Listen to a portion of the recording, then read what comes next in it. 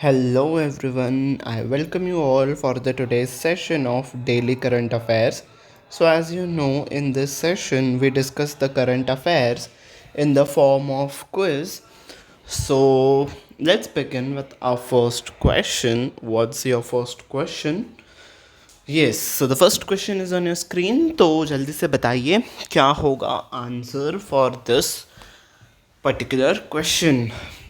Yes, so क्या कहता है आपका question. Dash mission is aimed at sending 3 personnel to 6,000 metre depth in a vehicle called Matsya 6,000 for the exploration of deep sea resources.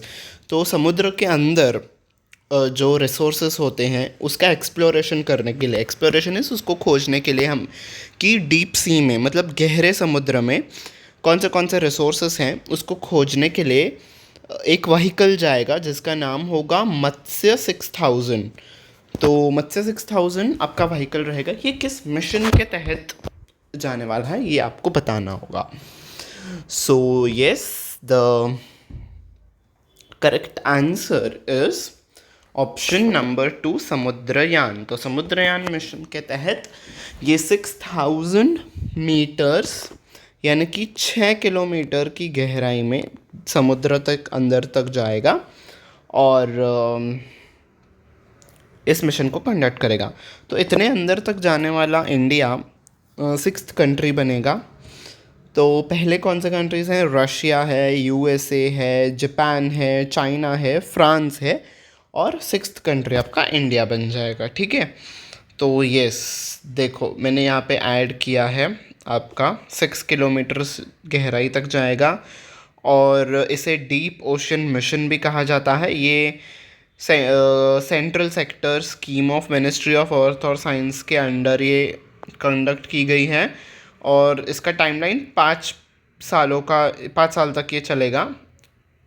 तो 2020 से 2021 और 2025 से 2026 का ये टाइमलाइन रख के चल रहा है. ठीक है, तो समुद्रयान आपका ये मिशन है. ठीक है, next question is India's fastest and indigenously designed IPMPLS यानी कि multi protocol label switching router. ये फास्टेस्ट है इंडिया का राउटर. राउटर क्या करता है? आपको दो नेटवर्क्स के बीच में कनेक्शन एस्टैब्लिश करने में हेल्प करता है. ठीक है, ज़्यादा टेक्निकल टर्म्स में हम नहीं जाएंगे, इतना समझ लो. राउटर का मीनिंग दो नेटवर्क्स को कनेक्ट करने के लिए आपको यूज़ होता है. ठीक है, basically used in the internet. ठीक है, तो ये लॉन्च किया गया है MPLS. किस शहर में लॉन्च किया गया है? बाय अश्विनी वैष्णव. अब अश्विनी वैष्णव कौन है? आपके यूनियन मिनिस्टर है for communication, electronics and information technology. ठीक है, तो किस शहर में इन्होंने लॉन्च किया? Yes, correct answer is Bengaluru. तो बेंगलुरु में इन्होंने इसे लॉन्च किया. ठीक है जी, बेंगलुरु क्या है आपका? Silicon Valley of India. ठीक है जी, next question is India's first museum dedicated to cooperatives is coming up in. तो किस सिटी में एक म्यूज़ियम आ रहा है जो कि कोऑपरेटिव्स, जो कोऑपरेटिव सोसाइटीज़ होती हैं which are registered under the cooperative societies act, है ना, तो उसके रिलेटेड एक म्यूज़ियम आएगा. वो किस शहर में बनाया जा रहा है? यस, करेक्ट आंसर है ऑप्शन नंबर 3 कोझिकोडे. ठीक है, और डेटा के अनुसार सबसे ज़्यादा कोऑपरेटिव्स किस स्टेट में है? महाराष्ट्र स्टेट में है. ठीक है जी, okay. Next question, Rajendra Prasad Goyal assumes the additional charge as chairman and MD of. तो इन्हें किस कंपनी का एडिशनल पदभार दिया गया है? ठीक है, ये उस कंपनी का फाइनेंस जो सेक्शन है वो भी संभालते हैं और अब ये चेयरमैन और MD भी बन गए हैं. किस कंपनी के बन गए हैं ये आपको बताना है. ठीक है, NHPC. ठीक है, ये क्या है आपका? हाइड्रोजन से रिलेटेड पावर बनाता है, यानी कि पानी से ये पावर बनाती है कंपनी. तो उस कंपनी के इनको एडिशनल चार्ज मिला है एज MD एंड चेयरमैन. ठीक है जी, नेक्स्ट क्वेश्चन है आपके स्क्रीन के ऊपर. Dash receives Meselson and rubella champion global award. तो रूबेला और मीसल्स चैम्पियन का ग्लोबल अवार्ड मिला है किस कंट्री को? आपको बताना है. For its exemplary efforts in combating this disease. तो इस डिसीज़ में लड़ने के लिए बहुत ही एग्जाम्पलरी मतलब बहुत अच्छे एफर्ट्स लगाए हैं इस कंट्री ने तो इसलिए इनको ये अवार्ड दिया गया है। तो कौन सी है वो country? Yes, correct answer is option number 4, India. तो हमारे भारत देश को ये अवार्ड मिला है। ठीक है जी। Okay, next question. Foundation stone is laid for NTPC's REL 630 megawatt Barethi solar power project. तो NTPC के द्वारा ये 630 मेगावाट का प्रोजेक्ट स्टार्ट किया गया है, सोलार पावर प्रोजेक्ट है ये बारेथी में। अब बारेथी ये कहाँ पे स्थित है, किस स्टेट में, ये आपको बताना है। Yes, correct answer is option number 1, Madhya Pradesh. ठीक है जी। ओके, अगला question. Dash launches India by the creek festival to celebrate deep ties with India. तो किस कंट्री ने ये लॉन्च किया है event India by the creek? ये एक त्यौहार की तरह इन्होंने लॉन्च किया है। किस लिए ये लॉन्च किया है? ये दिखाने के लिए कि उनके टाइज इंडिया के साथ, टाइज इस संबंध कितने अच्छे हैं इंडिया के साथ। तो कौन सी है वो country? Yes, option number 1, Dubai. तो दुबई ने इस फेस्टिवल को लॉन्च किया है। ठीक है जी। Next question. संतोष ट्रॉफी, आपको बताना है पहले तो ये किस स्पोर्ट से रिलेटेड है। Yes, it's related to football. ठीक है, आपका ये फुटबॉल से रिलेटेड है। तो संतोष ट्रॉफी अब हाल ही में हुई और 7th बारी किसने एक टाइटल जीता है और उसने गोवा को हराया है, ये आपको बताना है। ठीक है, गोवा को हराते हुए किसने 7वीं बार लगातार नहीं बट 7वीं बार इस टाइटल को जीता है। Yes, correct answer is option number 3, services. तो सर्विसेज ने 7वीं बार ये अवार्ड जीता है और इस बार गोवा को हराया है। ठीक है, आपसे ये क्वेश्चन पूछ लिया जाएगा, सर्विसेज ने गोवा को हराया संतोष ट्रॉफी में, संतोष ट्रॉफी किस स्पोर्ट से रिलेटेड है, ऐसा भी क्वेश्चन आ सकता है। ठीक है, तो आप ध्यान में रखिएगा कि ये फुटबॉल से रिलेटेड है। ठीक है, next question is what is the theme of 5th edition of Jal Shakti अभियान कैच द रेन 2024 कैंपेन। तो जल शक्ति अभियान कैच द रेन, ये जो कैंपेन है, इस कैंपेन का ये इस बार का ये 5th एडिशन है इस बार ही, और इसका थीम क्या है ये आपको बताना है। यस, करेक्ट आंसर है ऑप्शन नंबर बी, नारी शक्ति से जल शक्ति। मतलब वुमेंस का रोल दिखाना है कि वाटर को कंजर्व करने में वुमेंस का कंट्रीब्यूशन कितना ज़्यादा हो सकता है। ठीक है।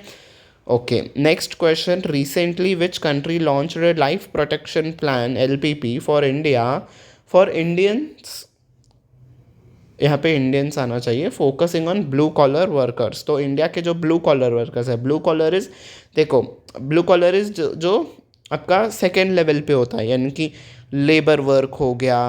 ठीक है, मतलब जो ऑफिसर्स के नीचे वाले रैंक में काम करते हैं। पहला होता है वाइट कॉलर जॉब्स, देन आता है ब्लू कॉलर जॉब्स, से कई सारे कॉलर जॉब्स होते हैं। फिर आपका पिंक कॉलर जॉब्स आता है, तो ऐसे कई सारे होते हैं। ब्लू कॉलर वो होता है जो कि ऑफिसर लेवल के नीचे वाले रैंक्स में जॉब होते हैं। तो दो नीचे वाले रैंक पे जो वर्कर्स काम कर रहे हैं उनके लिए एक लाइफ प्रोटेक्शन प्लान बनाया गया है। क्यों? क्योंकि तो बिकॉज बहुत ज़्यादा उस कंट्री में बहुत सारे इंडियंस क्या कर रहे हैं, क्या कर रहे हैं, वहाँ पे काम कर रहे हैं, और उनकी ऐसा देखा जा रहा है कि पॉपुलेशन बहुत है, तो बहुत ज़्यादा बंदा काम करते करते कभी कुछ फैक्ट्री में हो जाता है तो डेथ हो जाती है, नेचुरल कॉजेज़ से डेथ हो जाती है, तो उनकी सिक्योरिटी का क्या। ठीक है, तो इस कारण की वजह से वर्कर्स की सिक्योरिटी हो, उस माइंडसेट को रखते हुए किस कंट्री ने लाइफ प्रोटेक्शन प्लान को इंट्रोड्यूस किया है फॉर द इंडियन वर्कर्स जो कि ब्लू कॉलर सेक्टर में काम कर रहे हैं। Yes, correct answer is option number C, UAE। ठीक है, अराउंड 3.5 मिलियन लोग काम कर रहे हैं ब्लू कॉलर वर्कर्स के तौर पे UAE में। ठीक है, तो इतना ज़्यादा पॉपुलेशन है तो उनकी सेफ्टी का भी ध्यान रखना होगा ना, है ना। Yes, next question is what is the altitude of सीला टनल प्रोजेक्ट। तो सीला टनल प्रोजेक्ट बनाया गया है, तो सीला टनल का उद्घाटन हो चुका है, constructed by border road organisation. तो BRO ने इसे बनाया है। ये कहाँ से आपको कनेक्ट करेगी? असम से लेके ये आपको कहाँ पे कनेक्ट करेगा? अरुणाचल प्रदेश के तवांग रीजन में। ठीक है, और तवांग क्या है? ये आपका चाइना के बॉर्डर के पास है ये एरिया। ठीक है, तो ये टनल क्यों बनाया गया है? पहली बात तो बिकॉज बारिश के सीज़न पे बहुत ज़्यादा प्रॉब्लम होती थी, तो रोड के ज़रिए जाना मुश्किल हो जाता। अब पहाड़ों के बीच से रास्ता बन गया है, तो बारिश के सीज़न में भी आने जाने का रास्ता बन गया है। और ये जो सीला टनल प्रोजेक्ट है ये आपका बाई लेन है, ठीक है, मतलब टनल के अंदर भी आपका दो रास्ते होंगे, एक जाने के लिए रास्ता होगा और आपका एक आने के लिए रास्ता होगा, ठीक है।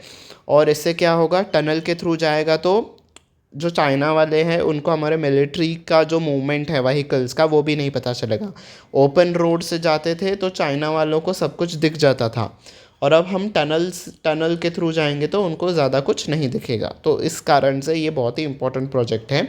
ये फर्स्ट ऑफ द काइंड है प्रोजेक्ट जो कि इतनी हाइट पे बनाया गया है, ये टनल इतनी हाइट पे बनाया गया है। तो कौन सा कितने हाइट पे ये बनाया गया है ये आपको बताना है। Yes, correct answer is option number D. तो 13,000 फीट की ऊंचाई पे इस इतने ज़्यादा ऑल्टीट्यूड पे पीआरओ ने इस टनल को कंस्ट्रक्ट किया है, ठीक है जी। Next question, who emerged victorious in the Saudi Arabian Grand Prix. तो ग्रैंड प्रिक्स हुआ है सऊदी अरेबिया में उसके विनर कौन बने। Yes, but obvious Max Verstappen. अभी हाल ही में बहरीन ग्रैंड प्रिक्स भी हुआ था, ठीक है, वो भी किन्होंने जीता, मैक्स वर्स्टैपन ने ही जीता, ठीक है। ये मतलब ये